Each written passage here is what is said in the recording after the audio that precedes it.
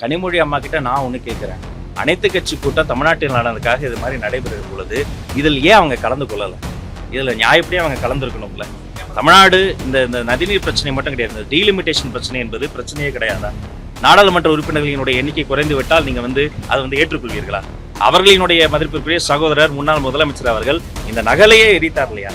இதை போன்ற டீலிமிட்டேஷனுக்காக எத்தனை தொலைக்காட்சி விவாதங்கள்ல கடுமையாக நான் பேசியிருக்கிறேன்.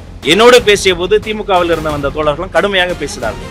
ஏன் திடீர்னு டீலிமிட்டேஷன் விஷயத்துல மட்டும் அவங்க பதுங்குறாங்க என்பதை அவங்க தான் எக்ஸ்பிளைன் பண்ணணும். கூட்டம் தொடர்ந்து நடைபெறணும், தொந்தரவு பண்ண வேண்டாம். இன்றைய ஆலோசனை கூட்டத்துல அதான் இந்த டீலிமிட்டேஷனை பொறுத்த வரைக்கும் அன்றைக்கு ஒரு பேச்சு இன்றைக்கு ஒரு பேச்சுங்கிறது நமக்கு கிடையாது. ஏற்கனவே டீலிமிட்டேஷனை கடுமையாக நாங்கள் ஆரம்பம் முதல் டே 1 தமிழக வெற்றி கழகம் எதிர்த்து கொண்டிருக்கிறோம். இது மாநில பிரச்சனை, இது ஸ்டேட் அட்டானமி, நம்முடைய மாநில உரிமை குறித்த பிரச்சனையில் அவர்கள் கலந்து கொள்ள மாட்டேன் என்று சொல்வது இது முறையன்று. அவர்கள் கலந்து கொண்டு இருந்திருக்க வேண்டும். இது மாநில உரிமை மீதான அவர்களின் அக்கறையின்மை.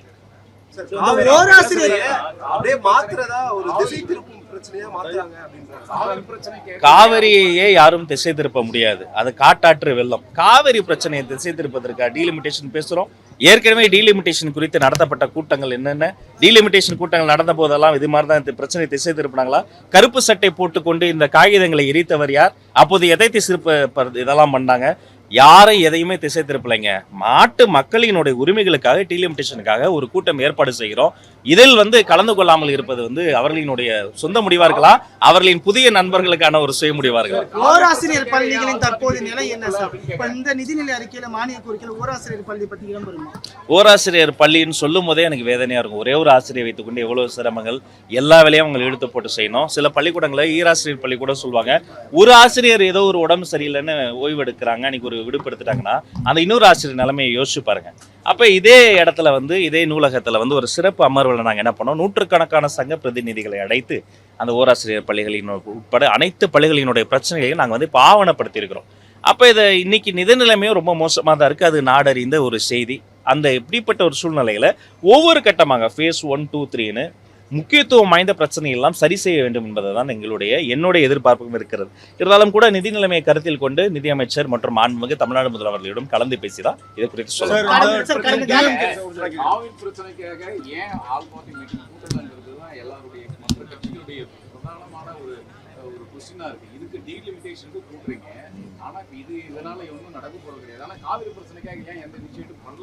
இதை நான் தெளிவுபடுத்திடுறேன்.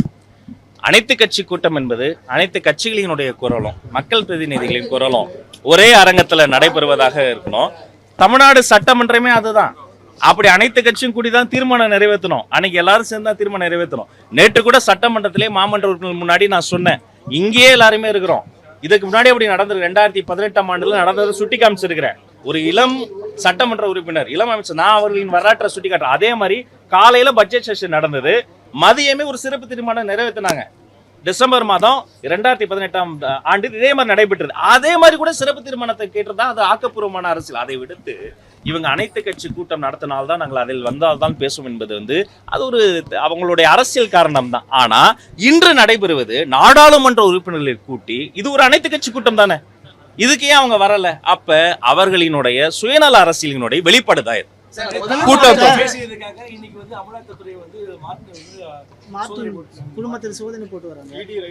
இல்ல இது அந்த தனிநபர் சிக்கல்கள்லாம் அவங்க காலங்காலமாக இது பல தொழில்கள் மாதிரி வரும்போது அது சட்ட ரீதியாக அவங்க எதிர்கொள்வாங்க. அதை குறித்து சொல்வதற்கு என்ன கருத்து? முதலமைச்சர் தீர்மானம் மேகதாது விவகாரம் தொடர்பாக அந்த தீர்மானத்தை ஜல்சக்தி அமைச்சரிடம் போய் இவங்களோட பிரதிநிதிகளை அனுப்ப தயாரா இருக்காரான்னு கனிமொழி கேட்டிருக்காங்க. கனிமொழி அம்மா கிட்ட நான் ஒண்ணு கேட்கிறேன். அனைத்து கட்சி கூட்டம் தமிழ்நாட்டில் நடந்ததுக்காக இது மாதிரி நடைபெறுகிற பொழுது இதில் ஏன் அவங்க கலந்து கொள்ளலை? இதில் நியாயப்படியே அவங்க கலந்துருக்கணும்ல. தமிழ்நாடு இந்த நதிநீர் பிரச்சனை மட்டும் கிடையாது, இந்த டீலிமிட்டேஷன் பிரச்சனை என்பது பிரச்சனையே கிடையாதா? நாடாளுமன்ற உறுப்பினர்களினுடைய எண்ணிக்கை குறைந்து விட்டால் நீங்கள் அதை ஏற்றுக்கொள்வீர்களா? அவர்களினுடைய மதிப்பிற்குரிய சகோதரர் முன்னாள் முதலமைச்சர் அவர்கள் இந்த நகலையே எரித்தார் இல்லையா?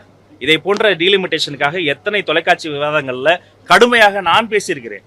என்னோடு பேசிய போது திமுகவில் இருந்த வந்த தோழர்களும் கடுமையாக பேசினார்கள். ஏன் திடீர்னு டீலிமிட்டேஷன் விஷயத்துல மட்டும் அவங்க பதுங்குறாங்க என்பதை அவங்க தான் எக்ஸ்பிளைன் பண்ணணும். கூட்டம் தொடர்ந்து நடைபெறணும், தொந்தரவு பண்ண வேண்டாம். முதலமைச்சர் நிகழ்ச்சிகளை பத்திரிகையாளர்களுக்கு அனுமதி மறுக்கப்படுகிறது. இல்ல அது பத்திரிகையாளர்கள் என்னுடைய துறை, இந்த இந்த பத்திரிகையாளர்களை வந்து ஒருபோதும் எந்த கட்சியாக இருந்தாலும் சரி அவர்களுக்கு ஒரு அசம்பாவிதமோ அசௌகரியமோ வந்து அதை நான் ஏற்றுக்கொள்ள மாட்டேன். எந்த விஷயத்துல எந்த ஃபங்க்ஷன் அப்படி நடந்தது, அரங்கத்துல நடந்த கைத்தறி நிகழ்ச்சியில பத்திரிகையாளர்கள் நான் இதை குறித்து மாண்புமிகு முதல்வரிடம் பேசி நிறைய இந்த மாதிரி துறை சார்ந்த விஷயங்கள்லாம் என்கிட்ட வந்து சொன்னீங்கன்னா அதை நான் வந்து சம்பந்தப்பட்ட விஷயங்கள் எல்லாம் எடுத்துக்கொண்டு மாண்புமிகு முதல்வர்களிடம் பேசி பத்திரிகையாளர்களுக்கு உரிய முக்கியத்துவத்தையும் இதையும் நான் வந்து பேசி பண்ணிடுறேன். நன்றி.